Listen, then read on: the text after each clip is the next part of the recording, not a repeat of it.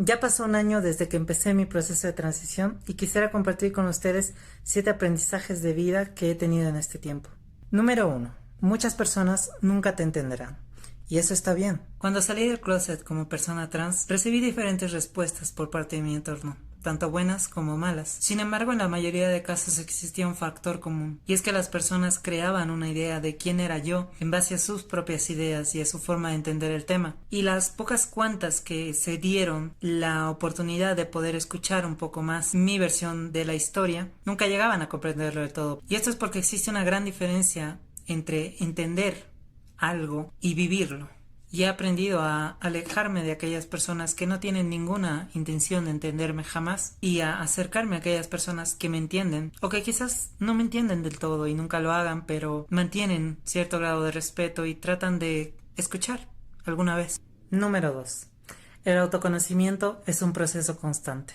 Este año no solamente he hecho una transición de género, sino que he hecho una transición mucho más importante, una transición mental, de poder entenderme mejor, de poder saber quién soy, porque no he venido a encajar en estereotipos o a replicar mensajes prediseñados de lo que es o no es ser una persona trans, sino a compartir mi esencia, mi historia, y sé que falta mucho por delante y que iré en el camino cambiando, redefiniéndome y expandiendo la persona que soy cada día. Número 3. Y sé que este es un cliché, pero tenía que decirlo. Nunca es tarde para vivir de verdad. Porque a veces no es que no sepamos lo que tenemos que hacer, no es que no veamos las cosas que están mal en nuestra vida o en el entorno en el que estamos, sino que vivimos justificando la manera en la cual vivimos por miedo a cambiarla, el miedo al fracaso, el miedo al que dirán. Pero hoy en día puedo ver que realmente puedes hacer un gran cambio en tu vida si solamente te atreves. Y bueno, sé que eso no es aplicable a todos los casos y a todas las personas, y que cada quien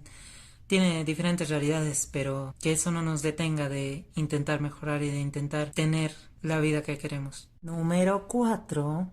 Tener amigos es muy importante. Y sé que esto para ustedes sonará como algo demasiado obvio, pero en mi caso son cosas que recién estoy empezando a entender con mayor profundidad, porque durante la gran parte de mi vida yo no fui una persona sociable, no tenía muchas amistades, la mayoría de ellas eran en línea y se podían contar en una mano, no salía a fiestas, casi que no conocía la vida de otros y tampoco compartía la mía con mis familiares. Cada vez que me preguntaban cómo estás, cómo te sientes, qué has hecho hoy, siempre guardaba las cosas muy para mí. Y cuando pude finalmente empezar a ser yo, a decir las cosas sin miedo, incluso miedo a perder a personas, fue cuando realmente pude empezar a tener relaciones reales con la gente. Número 5. Mi versión pasada es igual de importante que mi versión actual. Muchas tienen esta tendencia a querer borrar el pasado, ya sea por vergüenza o porque existen muchos sentimientos negativos asociados a lo que fue.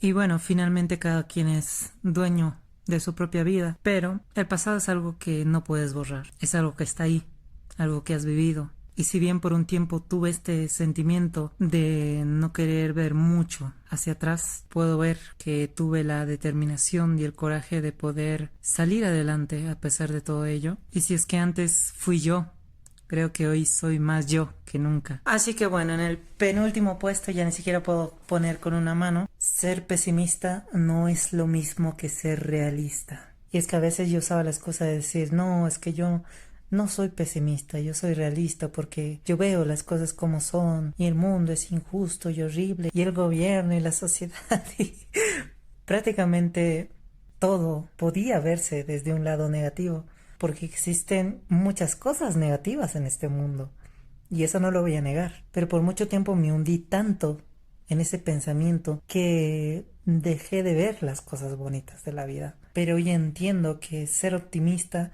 no es solamente pensar que todo está bien y que el mundo es bello y que la gente es buena y todo lo demás, sino ver las cosas negativas, ver las cosas tal y como son, pero mantener esa esperanza, mantener el coraje de decir, ok, pero puede mejorar. Y yo soy la persona que tiene que hacer que mejore esto. Y bueno, con eso llegamos a nuestro último punto, que es, al final del día, lo que más importa es si fuiste feliz o no. El otro día me preguntaba algo y es, ¿qué pasaría si yo muriera mañana? ¿Cómo contaría mi historia? ¿Fui feliz? ¿No fui feliz? ¿Y qué pasaría si me hubieran hecho esa misma pregunta hace un año? Y es que seguramente en aquel entonces yo hubiera dicho que logré muchas cosas, sí, tenía muchas cosas, pero definitivamente no habría dicho que era feliz. Y hoy en día, respondiendo a esa pregunta, puedo decir que estoy viviendo, y creo que eso es lo más importante.